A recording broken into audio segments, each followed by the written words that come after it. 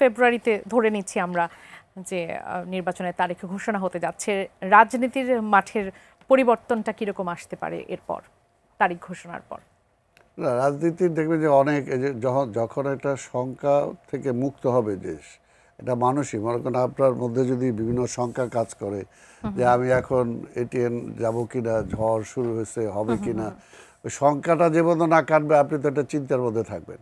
আর যখন specific date announce হয়ে যাবে তখন তো শঙ্কামুক্ত হয়ে যাবে, তখন ফ্রি হয়ে যাবে, তখন দেখবে যে অনেক সমস্যা কমে আসবে।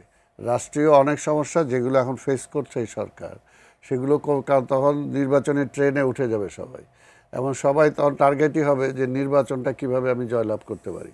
এবং জয়লাভ করার জন্য আমি কি একক নির্বাচন করব না জোটবদ্ধ নির্বাচন করব, আমার সহযাত্রী কে হবে, আমার বিপক্ষে কে হবে, তখন কিন্তু এইগুলো নিয়ে চলতে থাকবে।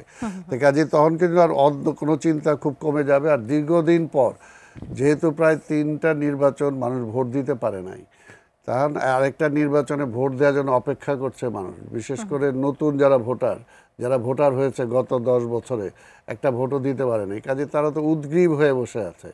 তো এই কারণেই আমার মনে হয় যদি ডেটটা অ্যানাউন্স হয়ে যাওয়ার পরে দেখবেন যে টোটাল পরিবেশ পরিস্থিতিটা অনেক চেঞ্জ হয়ে যাবে। তবে এইখানেও সচেতন থাকতে হবে। আমরা জানি যে বিগিনিং থেকে আমরা যে কথাটা বলে আসতেছি যে পরাজিত ফ্যাসিবাদ কিন্তু এখনও শেষ হয়ে যায়নি, কাজে তারা চেষ্টা করবে, তারা তো চেষ্টা করতেই থাকবে, তবে সেই সময় চেষ্টা করে খুব বেশিটা লাভবান হবে না আমরা। সেই সময় তো সব কিছু মেনটেন করার জন্য রাজনৈতিক দলগুলো আরও বেশি সচেতন থাকবে, সরকারও সচেতন থাকবে এবং পিপুলও সচেতন থাকবে, তখন আর ইচ্ছা করলেও কিন্তু অনেক কিছু তারা করতে পারবে। জি, আরেকটি বিষয় জানতে চাই, অনেক নির্বাচন প্রশ্নে এখন সংস্কার প্রশ্নে, নির্বাচন প্রশ্নে গণঅভ্যুত্থান পরবর্তী সময়ে যা যা আমরা আসলে দেখেছি তার প্রেক্ষিতে অনেক বুদ্ধিজীবী বলছেন যে আসলে নির্বাচন করে কি হবে, এই শাসন কাঠামোর মধ্যে থেকে একটি দল এলেও কাঙ্ক্ষিত পরিবর্তন হবে না। বিএনপি কি মনে করছে? যারা বলতেছে তাদেরকে বসায় দিলে তারা পরিবর্তন করে দিতে পারবে, বিষয়টা সেটা না। আমরা যেটা বলতেছি যে একটা পরিবর্তন শুরু হবে এবং এটা কন্টিনিউয়াস প্রসেস, এটা চলতে থাকবে। যে আমি কালকেই একটা আলটিমেট গোল যে আমি নির্বাচন হয়ে গেলেই সব সমাধান হয়ে যাবে না, এটা কেউ বলে না। নির্বাচনের পরে অন্তত একটা প্রসেসের মধ্যে আসবে। এতদিন তো কোনো সিস্টেম ছিল না, কোনো প্রসেস ওয়ার্ক করে নাই, অল সিস্টেম ব্রোকেন। তো কাজে এখন আমরা ওই সিস্টেমটাকে ফিরে আনার জন্য এই যে আলোচনা যেগুলো হচ্ছে, এই আলোচনাগুলোর মূল তো একটাই, যে কিভাবে পরবর্তী পর্যায়ে নির্বাচিত সরকার যাতে আর ফ্যাসিস্ট হতে না পারে। যে ফ্যাসিস্ট না হইতে পারার জন্য তো অলরেডি কয়েকটা যেটা আলোচনা হয়েছিল, এই আলোচনাগুলোই অনেকটা মূল। মনে করে যদি নির্বাচনের মাধ্যমে সরকার পরিবর্তন হবে, নির্বাচনের মাধ্যমে যদি খালি এটা এক নম্বরে ধরি, তাহলে দেখবে যে অনেক কিছু কমে যাবে, তাহলে আর তার টেনুর বাড়ানোর কোনো সুযোগ নেই। আরেকটা যেটা আছে যে 10 বছরের বেশি প্রধানমন্ত্রী থাকতে পারবে না, তাই না? তো সেটাও দেখবে যে অনেকটা কাজে আসবে। আর যেটা সবচেয়ে বড় যেটা যে কেয়ারটেকার সব গভর্নমেন্টের অধীনে নির্বাচনটা হবে, অর্থাৎ যে সরকার ক্ষমতায় থাকবে সে থেকে নির্বাচন করতে পারবে না।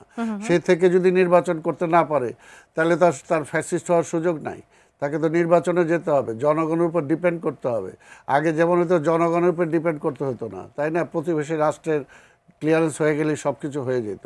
এখন তো সেটা হবে না। এখন তো এই জন্যই নির্বাচনের আগে ওই গমের দামও বাড়াতে পারবে না, বিদ্যুতের দামও বাড়াতে পারবে না, তখন কিন্তু জনগণের কাছে তাদের জবাবদিহিতা করতে হবে।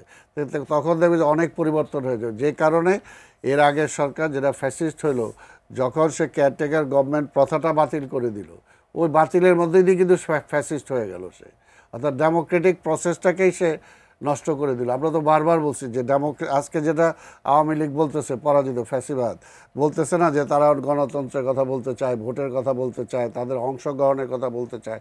তাদের অংশগ্রহণ তো তারাই বিলুপ্ত করে দিছে, তারাই তো সেসব বিলুপ্ত করে দিছে। অর্থাৎ ভোটের মাধ্যমে পরিবর্তন দরকার নাই।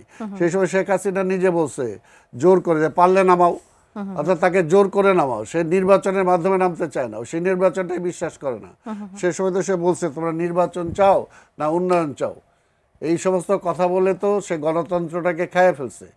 কাজে এখন গণতন্ত্রের উত্তরণটা হলো আমাদের প্রধান কথা। আমরা যারা রাজনীতি করি, আমরা যারা গণতন্ত্রে বিশ্বাস করি, গণতন্ত্রই মানে এটা যে পিপুলস যেটা চায়, অর্থাৎ পিপুলস রাইট পিপুলসের কাছে ফিরিয়ে দেওয়া, সেটার জন্য যদি আমরা সেটা ফিরিয়ে দিতে পারি তাহলে পরবর্তী পর্যায়ে যে ফ্যাসিস্ট যে জন্ম হয়েছে, অনেকে বলে ফ্যাসিস্ট হবে না, আরে ফ্যাসিস্ট চাইলে কি হওয়া যায় নাকি? আমি যদি ওই পদগুলো বন্ধ রাখি তাহলেই তো হইতে পারবে না। তো সেই পদগুলো যদি আমরা সাংবিধানিকভাবে অ্যাকসেপ্ট করতে পারি, সব রাজনৈতিক দলগুলো যদি একমত হতে পারে তাহলেই হয়।